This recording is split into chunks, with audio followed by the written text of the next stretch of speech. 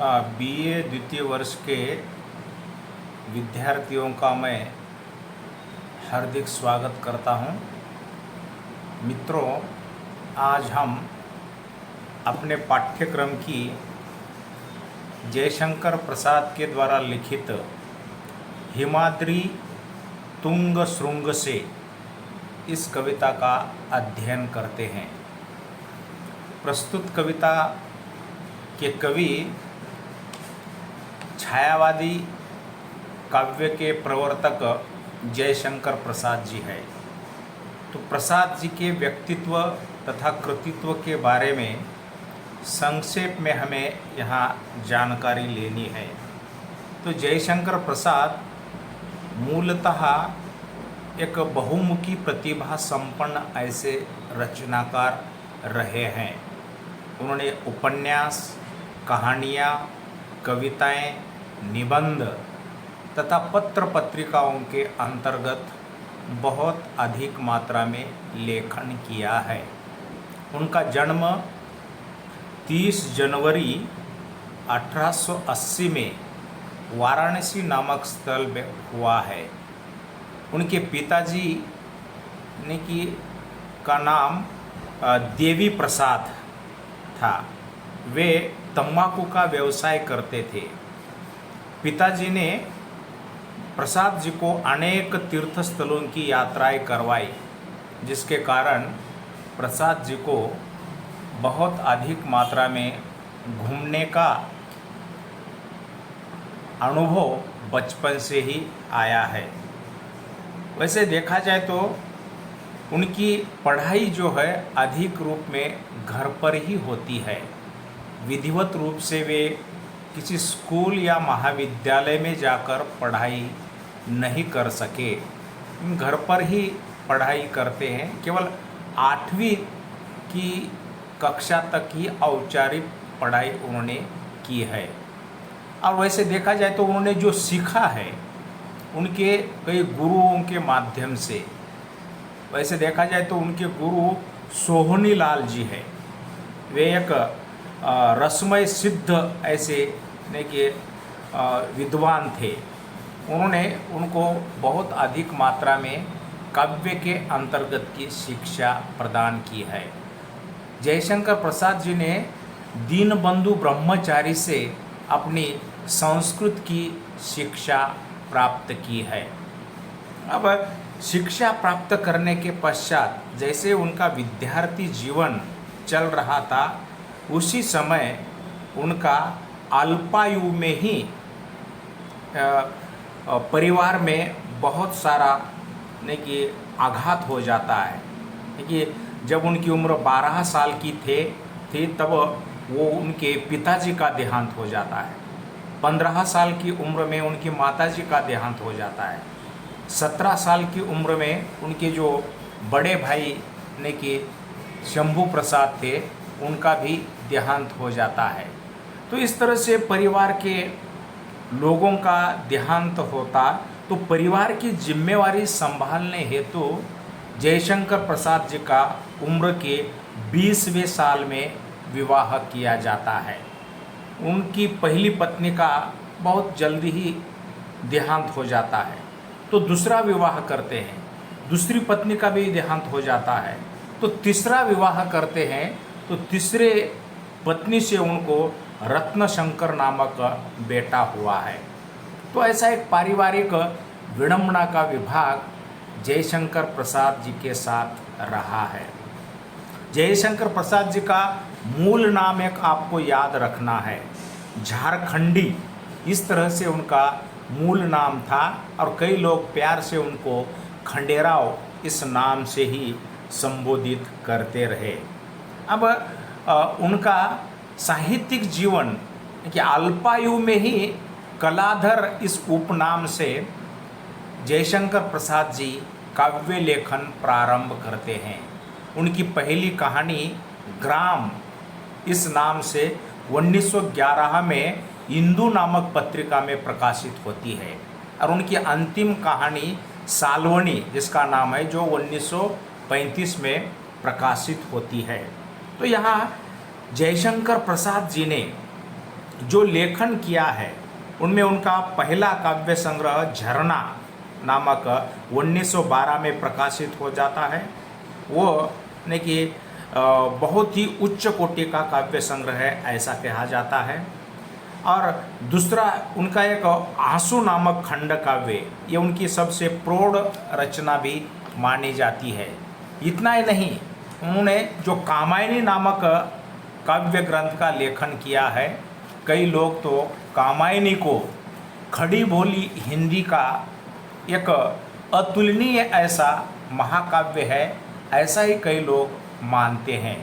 तो इस तरह से प्रसाद जी ने जो लेखन किया है उसमें प्रमुख ग्रंथ मैंने स्क्रीन पर दर्शाए हैं, जिसमें कानन कुसुम, करुणालय, महाराणा का महत्व, झरना, आंसू, एक घूंट, लहर, कामायनी, ये उनके काव्य ग्रंथ है। तो नाटकों में उन्होंने कल्याणी, परिणय, राजश्री, विशाख, अजातशत्रु, कामना, चंद्रगुप्त, स्कंदगुप्त जैसे नाटकों का लेखन भी किया है। कहानियों में लगभग उन्होंने 70 कहानियों का लेखन किया है, जिसमें छाया, प्रतिध्वनि, आकाशदीप, आंधी और इंद्रजाल, ये 5 कथा संग्रह उनके प्रकाशित हो चुके हैं। साथ ही साथ उन्होंने जो उपन्यास लिखे हैं, कंकाल, तितली, इरावती, इरावती है उनका अधूरा उपन्यास है। तो इस तरह से जयशंकर प्रसाद अपने साहित्य में छायावादी रचनाकार के रूप में यानी कि सर्व ओर चर्चित है। उनकी कविता में या उनके समग्र साहित्य में भारतीय इतिहास तथा संस्कृति का गौरवशाली अतीत बड़ी चेतना के साथ रेखांकित हुआ है। भारतीय इतिहास तथा संस्कृति का गौरवगान उन्होंने किया ही है, साथ ही साथ नारी स्वतंत्रता, पराधीनता से मुक्ति, प्रेम के मूल्य, राष्ट्र प्रेम, करुणा, भावात्मकता आदि को के आधार बनाकर यहाँ लेखन किया है। तो ऐसे विविध आयामी रचनाकार का देहांत 14 जनवरी 1937 में होता है। तो यहाँ जयशंकर प्रसाद जी की आपके पाठ्यक्रम में कविता दी गई है। उस कविता का नाम है हिमाद्री तुंग श्रृंग से। तो हिमाद्री तुंग श्रृंग से, हिमाद्री इस शब्द का अर्थ है हिमालय पर्वत जो उत्तरी दिशा में है। तो एक हमारे लिए संरक्षक, एक सैनिक का काम करता है। इसलिए बहुत सारे विद्वानों ने हिमालय पर्वत को आधार बनाकर काव्य लेखन किया है। हिमाद्री तुंग मतलब ऊंचा, श्रृंग मतलब चोटी, हिमालय पर्वत की चोटी। हिमालय पर्वत की उत्तुंग चोटी से जो संदेश दे रहे हैं, वो संदेश प्रस्तुत काव्य पंक्तियों में कवि ने यहाँ दिया है। वैसे देखा जाए तो ये हिमाद्री तुंग श्रृंग से वैसे उनकी अलग ढंग से लिखी हुई रचना नहीं है। ये तो एक प्रयाण गीत है। प्रसाद जी का चंद्रगुप्त नामक जो नाटक है, इस नाटक में इस गीत को उन्होंने कि यहाँ पर समाविष्ट किया है। तो उस गीत को चंद्रगुप्त नाटक की नायिका अलका ने कि वहाँ गाती है। वो एक प्रयाण गीत है, सबको प्रेरणा देने वाला। और इस प्रयाण गीत में अलका सभी सैनिकों को एक आह्वान कर रही है कि सैनिकों, हमें हारना नहीं, हार के बाद जीत है, इसलिए तुम आगे बढ़ो, देश की रक्षा करो। ऐसा एक संदेश प्रस्तुत गीत के माध्यम से ने कि यहाँ कवि ने कि यहाँ समग्र भारतवासियों को देता है। ये गीत राष्ट्रीय भावना की अभिव्यक्ति करने वाला एक बहुचर्चित गीत है। इस गीत में कवि ने भारतवासियों को अपने राष्ट्र के लिए सेवा, त्याग, बलिदान पूर्ण जीवन यापन करने की यहाँ प्रेरणा देते हैं। मूलतः ने कि प्रसाद जी ने कि वैसे देखा जाए तो वे एक भारतीय संस्कृति के गायक के रूप में माने जाते हैं। इस कविता में भी कवि ने भारत भूमि का प्राकृतिक और ऐतिहासिक ऐसा गौरवगान किया है। इतना ही नहीं, वे अतीत के शूरवीरों के बलिदान का एवं उनके शौर्य का वर्णन यहाँ करते हैं। कविता के माध्यम से कवि ने युवकों में या शूरवीरों में बलिदान के प्रति राष्ट्र प्रेम का भाव भरने का प्रयास करते हैं। यह कविता आज के मनुष्य एवं युवकों को भी विजय पथ की ओर अग्रसर करने के लिए प्रेरणा देती है। तो ऐसी एक महान ढंग की यह कविता, प्रस्तुत कविता में कवि क्या कहते हैं वो पंक्तियों के माध्यम से सुने। स्क्रीन पर आरंभिक पंक्तियां हैं। कवि कहता है, हिमादि तुंग श्रृंग से प्रबुद्ध शुद्ध भारती, स्वयं प्रभा समुज्ज्वला स्वतंत्रता पुकारती। अमर्त्य वीर पुत्र हो, दृढ़ प्रतिज्ञ सोच लो, प्रशस्त पुण्य पथ है, बढ़े चलो बढ़े चलो। यहाँ कविता में कवि ने कि वैसे देखा जाए तो एक राष्ट्रीय भाव एक अलग रूप से यहाँ वो रेखांकित करते हैं। वैसे देखा जाए तो जयशंकर प्रसाद जी छायावाद के एक प्रवर्तक माने जाते हैं। उन्हें प्रकृति चित्रण के माध्यम के साथ ही साथ मानवीय जीवन दर्शन अपने कविता में किया है। उनकी कविता हिमाद्री तुंग श्रृंग से ये राष्ट्रीय भावना से ओतप्रोत है। स्वतंत्रता संग्राम में मातृभूमि को वीर और साहसी जवानों की आवश्यकता होती है। हिमालय पर्वत भारत के भूमि के लिए अटल विश्वास और एक दृढ़ता का परिचय माना जाता है। हिमालय पर्वत से प्रेरणा लेकर कवि देश के स्वतंत्रता की पुकार भारतवासियों को तक पहुंचाना चाहता है। कवि का विश्वास है कि राष्ट्रीय संग्राम में योगदान से ही युवकों को एक असंख्य कीर्ति और यश प्राप्त हो सकता है।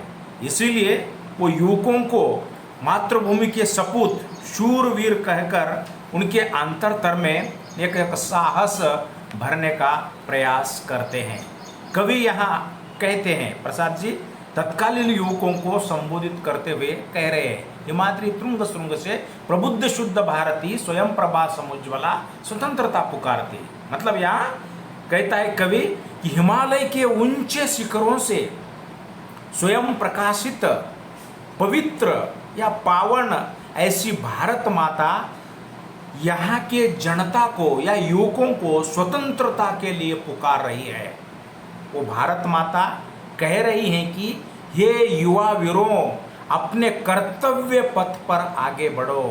देखिए स्वयं उज्जवल ऐसी भारत माता ने कि युवकों को कह रहे हैं कि अमर्त्य वीर पुत्र हो। देखिए अपने देश के ये वीर पुत्र कभी मरने वाले नहीं है, अमर ऐसे वीर पुत्र तुम दृढ़ प्रतिज्ञा कि दृढ़ निश्चय करो, प्रतिज्ञा करो और सोचो कि प्रशस्त पुण्य पथ है, आगे बढ़े चलो आगे बढ़े चलो। मतलब आपका ने कि ये प्रशस्त पथ है, तुम्हें इस देश को स्वाधीन बनाने के लिए आगे बढ़ना है। तो युवकों को वो कह रहे कि ये युवा वीरों, अपने वे कर्तव्य पथ पर आगे बढ़ो। देश को अंग्रेजों की गुलामी से मुक्त करने के लिए जो मार्ग है वो पुण्य मार्ग है। आपका कर्म भी पुण्य है। इस कर्म में तुम्हें अवश्य ही सम्मिलित होना पड़ेगा, क्योंकि ये तुम्हारा उत्तरदायित्व तो बनता है। तुम अपने दिल में कोई शक मत रखो, क्योंकि निशंकता से आप इस मार्ग पर आगे हो जाओ। तुम साहस और वीरता के साथ इस पथ पर आगे बढ़ो, क्योंकि देखिए आगे बढ़ने से तुम्हें कहीं ना कहीं देखिए आपके इस मार्ग में आपको सफलता हासिल हो जाएगी। इसलिए देश की स्वाधीनता के लिए ये अमर वीर जवानों तुम्हें आगे बढ़ना है, गुलामी को तुम्हें नष्ट करना है, तुम निरंतर नहीं कि वीरता के साथ आगे बढ़ो, ऐसा संदेश इन पंक्तियों में कवि यहाँ देते हैं। तो इन पंक्तियों का भावार्थ यही है। कवि कहता है कि हिमालय के ऊंचे शिखरों से ये प्रबुद्ध नहीं कि विशुद्ध भारती अपने स्वयं प्रकाश से सदा के लिए स्वतंत्रता की पुकार कर रही है। ये भारतवासियों, तुम भारत के अमर पुत्र हो, वीर हो, तुम्हें मृत्यु से भयभीत नहीं होना है। मतलब यहाँ तुम तो दृढ़ प्रतिज्ञा लेकर सोचो कि यह स्वतंत्रता प्राप्त करने का जो मार्ग है वो बहुत ही पुण्य का मार्ग है, और आपका कर्तव्य बन जाता है कि इस मार्ग पर ही आपको आगे बढ़ना है। तो यहाँ कवि ने कि विस्तृत रूप से है कि कहता है कि आपको इस मार्ग में कोई झंझट नहीं आएगा, इसलिए तुम आगे बढ़ते चलो, आगे ही बढ़ो, ऐसा कवि संदेश देता है। आगे कवि कहता है, देखिए, असंख्य कीर्ति रश्मिया विकीर्ण दिव्य दाहसी, सपुत मात्र भूमि के रुको न शूर साहसी। आरती सैन्य सिंधु में सुवर्णाग्नि से जलो, प्रवीर हो जयी बनो, आप बढ़े चलो, आगे बढ़े चलो। तो यहाँ कवि युवकों के संदर्भ में कहता है कि नहीं कि ये तुम युवकों, भारत माता के युवकों, तुम साहसी हो, निरंतर आगे बढ़ते चलो। तुम्हारे पथ में चाहे जितनी भी बाधाएं आए, तुम रुकना नहीं। इस पथ पर चलने से तुम्हारा चारों ओर जय जयकार होगा। दुश्मन के लिए आप एक शस्त्र बनकर आगे बढ़ो, दुश्मन को आग में झुलसा दो। तुम इतने शक्तिमान हो कि दुश्मन को आज आप हरा सकते हो, क्योंकि तुम मातृभूमि के सुपुत्र हो, इसलिए रुकना नहीं। यहाँ जो शब्द आराती सैन्य सिंधु में, भले आपके सामने यानी कि जो दुश्मनी सैनिक है, वो सैनिक यानी कि वो सिंधु के नदी के समान है, लेकिन उन दुश्मन के सैनिकों को तुम सुवर्णाग्नि मतलब बड़वानल समुद्र की अग्नि से बनो। समुद्र में जैसा समुद्र में सैनिक अगर वीर उनके हैं दुश्मनों के, तो समुद्र के अग्नि बनकर नहीं कि आप उनका सामना करो। जैसे कि समुद्र में आग लग जाती है तो समग्र जीव जंतु नष्ट हो जाते हैं, उसी ढंग से तुम भी दुश्मनों के सैनिकों पर टूट पड़ो, और पड़ेंगे तो आप प्रवीर हो जाएंगे। यानी कि ये जो विजयी हो जाएंगे, आप प्रवीर यहाँ विजयी हो जाएंगे।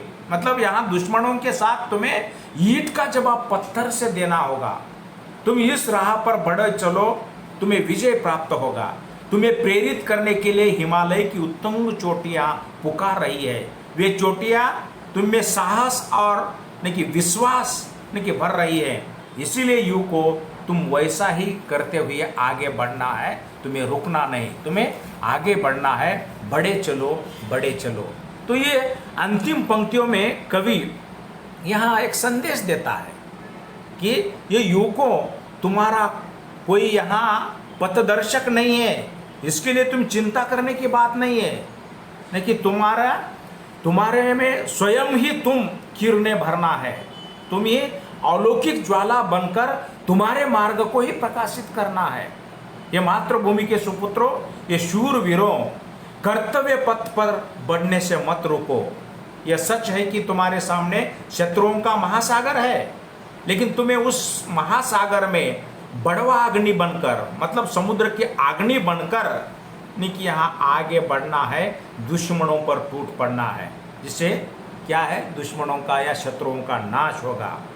तो शत्रु सिंधु तुम्हारा बाल भी बांका नहीं कर सकता, इसलिए तुम विजयी बनो, आगे बढ़ो और तुम्हें यहाँ पर विजय प्राप्त होगा।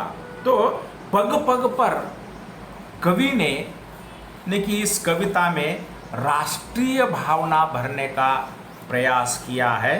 तो ये कविता प्राकृतिक सौंदर्य और देश की एक संस्कृति का गौरवगान करने वाली कविता है। तो शूरवीरों के बलिदानों को शौर्य का वर्णन इस कविता के अंतर्गत आया है। तो यहाँ इस कविता का अध्ययन समाप्त होता है। तो छायावादी कवि जयशंकर प्रसाद के द्वारा लिखित ये राष्ट्रीय भावना तथा प्राकृतिक सौंदर्य से संबंधित महत्वपूर्ण कविता हो चुकी है। अध्ययन के तौर से इसे देखो, नहीं कि अगले वीडियो में हम दूसरी कविता का अध्ययन करेंगे। तब तक के लिए